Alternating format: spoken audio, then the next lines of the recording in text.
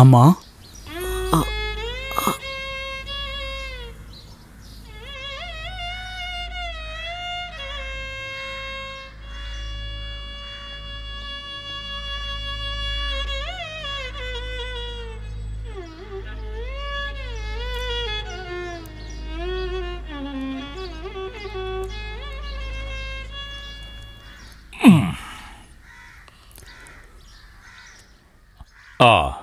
కొత్త కాలనీ ఆధిక్యత, జమీందారీ వ్యవస్థ వల్ల ఏర్పడిందే ఈరోజు మనం చూస్తున్న మతోన్మాదం.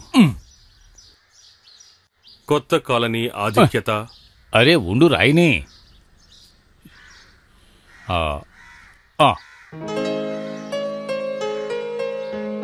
నవీనమైన మతమే ఇస్లాం.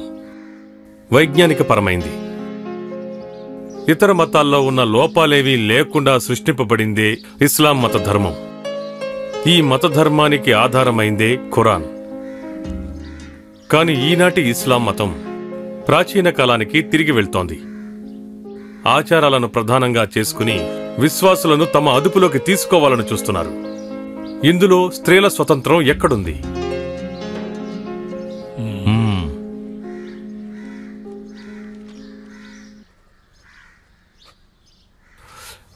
రాసేటప్పుడు చేతిరాత అందంగా ఉండాలి, అంతేగాని ఇలా పిచ్చిగెత్తలా ఉండకూడదు. రాయండి. మతానికి ప్రధానమైన నియమంగా ఈనాడు పరదా అనేది ఉంటోంది. సరిగ్గా లేదు. ఏ? అది సరిగ్గా లేదు. ఆడదాని శరీరం వినోద వస్తువు కాదు. పరదా దాన్ని దాచడానికే ఉంది. పూర్వకాలం నుంచి ఆ పరదా ఉంది కదా. అలంకారం కోసం పరదా అని చెప్పారు కదా. కానీ వాళ్ళకు కూడా కొన్ని కట్టుబాట్లున్నాయే. మసీదులోకి రాగలరా?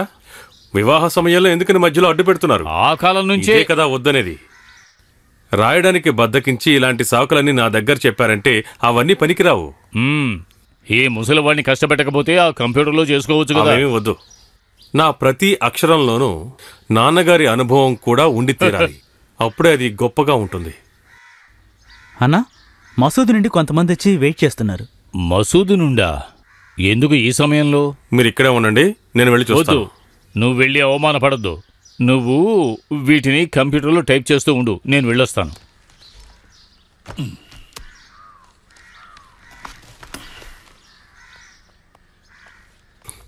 నువ్వురా.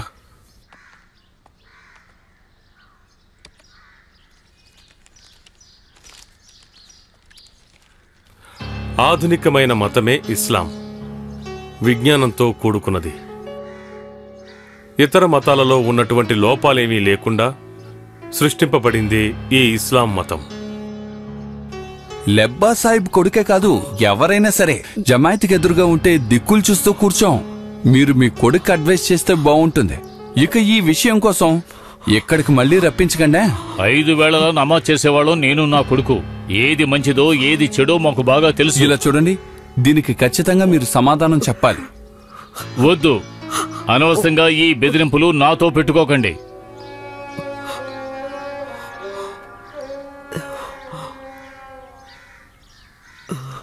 అన్నీ విన్నావు కదా. భయంగానే ఉంటుంది, ముఖ్యంగా కన్నవాళ్లకి.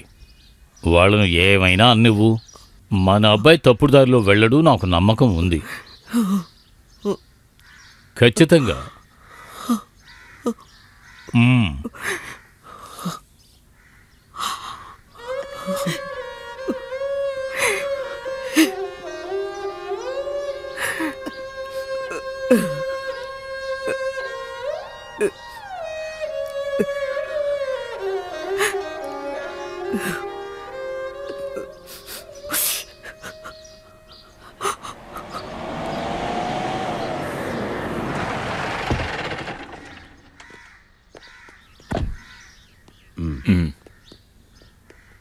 Sir please. నవీసా ఎక్కడ? రండి సార్.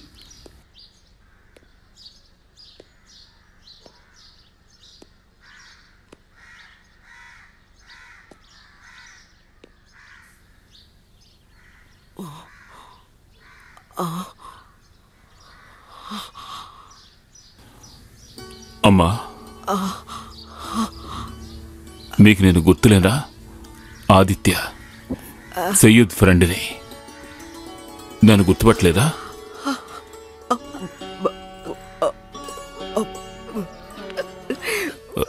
చాలా నీరసంగా ఉన్నారు. మీరు అస్సలు భోంచేయలేదా?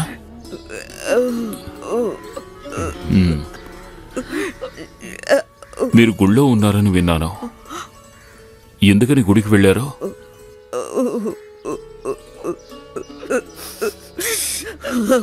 ఏడవకండి, మీరేం బాధపడకండి. నేను ఊరికి అడిగానంతే. నేను మీ బిడ్డలాంటి వాడిగా.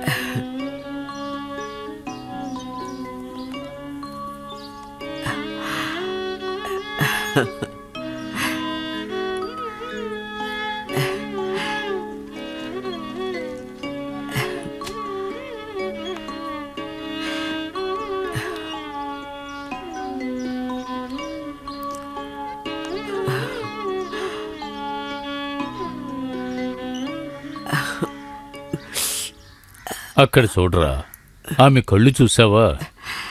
ఆమె నిద్రపోయి ఎంతకాలమైందో తెలుసా?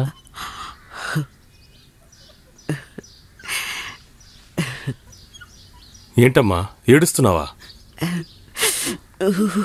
తను మాట్లాడలేదు కదా, కానీ ఆమె కళ్ళు కదిలితే ఆ భాష నాకు అర్థమవుతుంది. పిచ్చికొక్కో మదపుటేనుగో ఎదురుగా వస్తే పక్కకు తప్పుకుని వెళ్ళాలి. ఒక్కోసారి పారిపోయి దాక్కోవాలి. చుట్టూ ఉన్న వాళ్ళందరూ మదం పట్టిన వాళ్ళు. మదం మనిషిని మైకంలో పడేసే మాయ కాదు, కరెన్సీలా ఉంది. నా వల్ల కాదు. ఈమె పరీక్షలు చూడడం నా వల్ల కావడం లేదు. దానికంతా నువ్వేరా. నాకు కూడా. మీరిలా మాట్లాడొచ్చా నాన్న? మరైతే ఎందుకు చదివించారు? పుస్తకాలు ఎందుకు కొనిచ్చారు? పాఠాలు నేర్పించేటప్పుడే మీరిది ఆలోచించి ఉండాలి. దేశం కోసం మీరు పడ్డ కష్టాలు బాధలు నాతో చెప్పినప్పుడు ఏదో ఒకరోజు మీ కొడుకు కూడా అలాగే చేస్తాడన్న విషయం మీరెందుకు తెలుసుకోలేదు? అన్ని మతాల గురించి నాకు ఎందుకు నేర్పించారు? ఒక్కటి మాత్రమే నేర్పించొచ్చు కదా. లెబ్బా సాహెబ్ కొడుకనే గౌరవం కన్నా నా జీవితంలో వేరే ఏది గొప్పగా అనిపించడం లేదు నాన్న.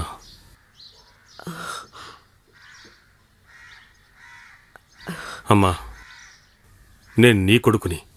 అల్లా సాక్షిగా నేను ఏ తప్పు చేయలేదు. తప్పుల్ని ఎత్తి చూపించాను. మనిషిలా బతకాలనుకుంటున్నాను. నన్ను రాక్షసుడిగా మార్చకండి.